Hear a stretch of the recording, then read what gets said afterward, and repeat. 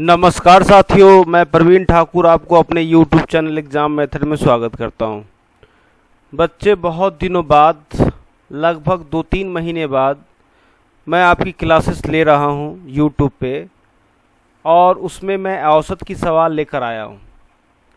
Academy के class में व्यस्तता होने के कारण मैं थोड़ा ऑनलाइन क्लास में बिज़ी हो गया था, जिसके कारण आपकी क्लास प्रॉपर नहीं जा रही थी, और कुछ ऑनलाइन लाइव क्लास के चलते कंटेंट तैयार करना, इवेंट्स तैयार करना, ऑनलाइन बच्चों को टेस्ट लेना, इन सब उलझनों के कारण मैं आपको क्लास YouTube पे क्लास प्रोवाइड नहीं कर रहा था।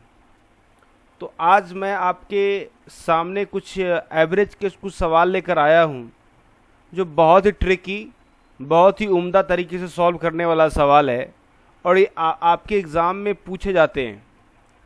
चाहे वो एसएससी की बात करें, डीएसएसबी की बात करें, केबीएस की बात करें, इन सभी परीक्षाओं में इसके प्रश्न ज़रूर पूछे जाते हैं, और आप इसको बहुत जल्दी से आप आंसर कर सकते हैं।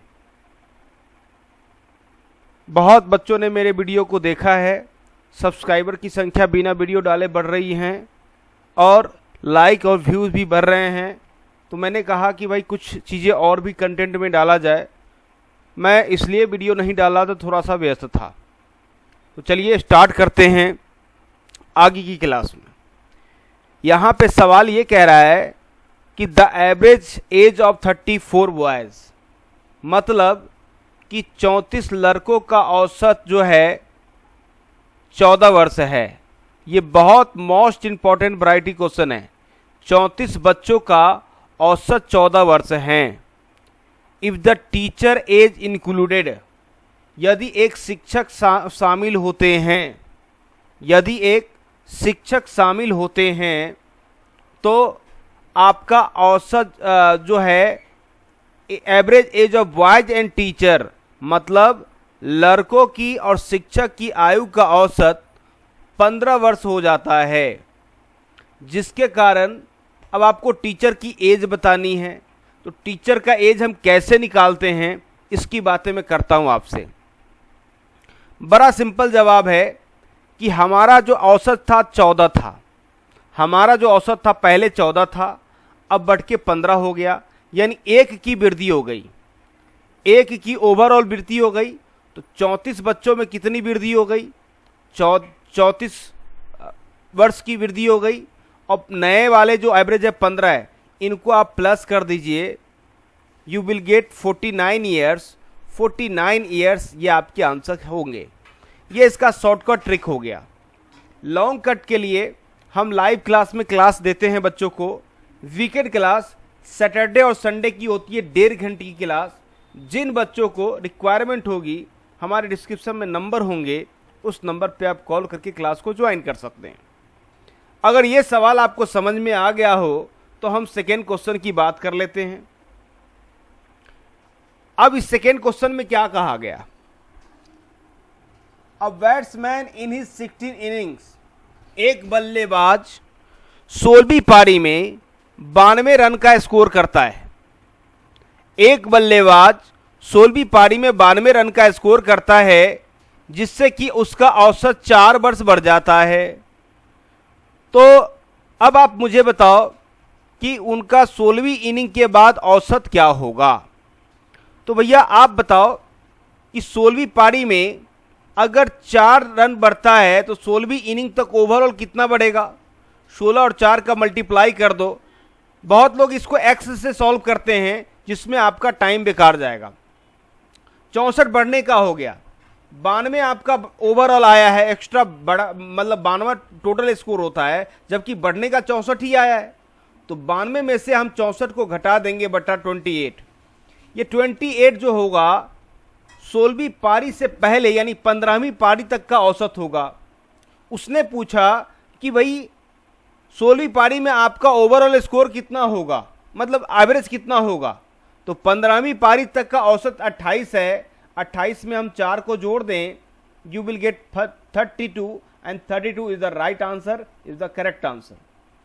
उम्मीद करता हूं ये 2 सवाल आपको बेहतर तरीके से समझ में आ गया होगा।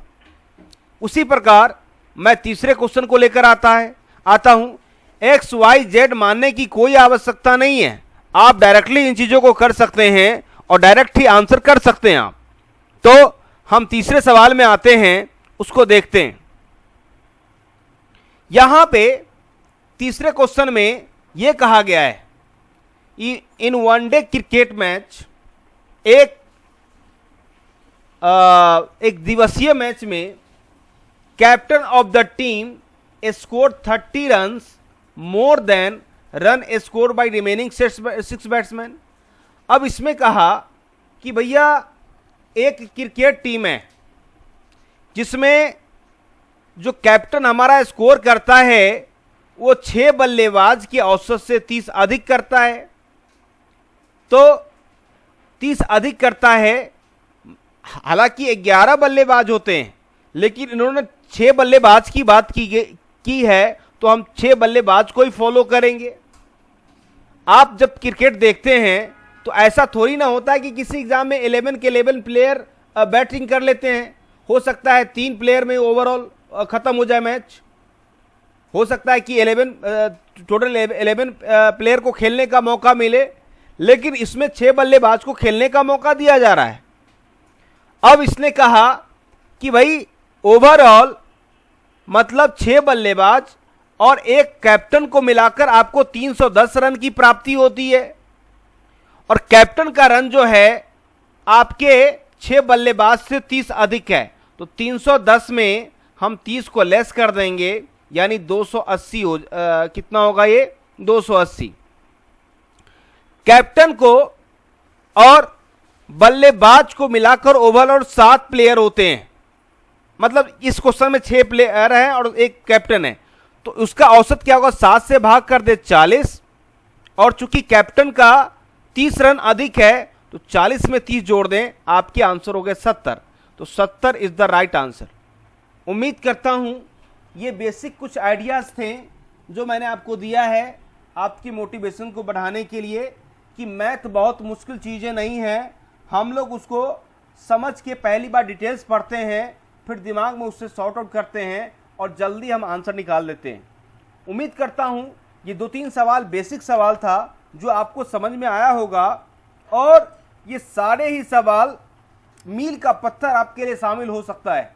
मतलब ये सभी आपके एग्जाम में पूछे जाते हैं, चाहे आप एसएससी की तैयारी कर रहे होंगे, बैंकिंग की तैयारी कर रहे हो, एसएससी, डीएसएसबी, केबीएस, ये सभी परीक्षाओं में पूछे जाने वाला सवाल है।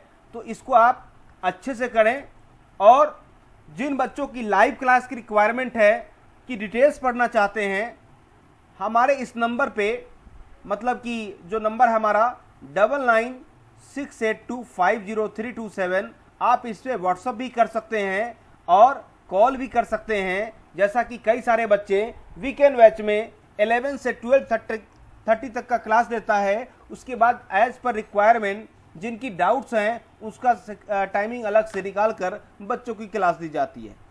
बहुत सारे बच्चे बहुत इंस्टीट्यूट में क्लास लिया होगा, उनकी तैयारी भी होंगी, लेकिन जब वो डाउट में फंसते हैं तो डाउट के लिए प्रवीण ठाकुर सर आपके लिए हमेशा तैयार हैं, हमेशा उपलब्ध है। तो इसलिए हमसे जुड़ने का प्रयास करिए, आपको सही गाइडेंस और सही एग्जाम को क्रैक करने का तरीका आपको बताया जाएगा। आज के लिए इतना ही, थैंक यू सो मच। अपना ख्याल रखें, वैक्सीन नहीं लिया तो वैक्सीन ले लीजिए, घर वाले का ख्याल रखिए, साफ तरीके से स्वच्छ तरीके से रहें। और अंत में यही कहना चाह रहा हूं कि जिस तरह से आप लोग प्यार दे रहे हैं, चैनल को सब्सक्राइब, लाइक और शेयर जरूर करिएगा। Thank you so much, all the best all of you, bye bye, take care.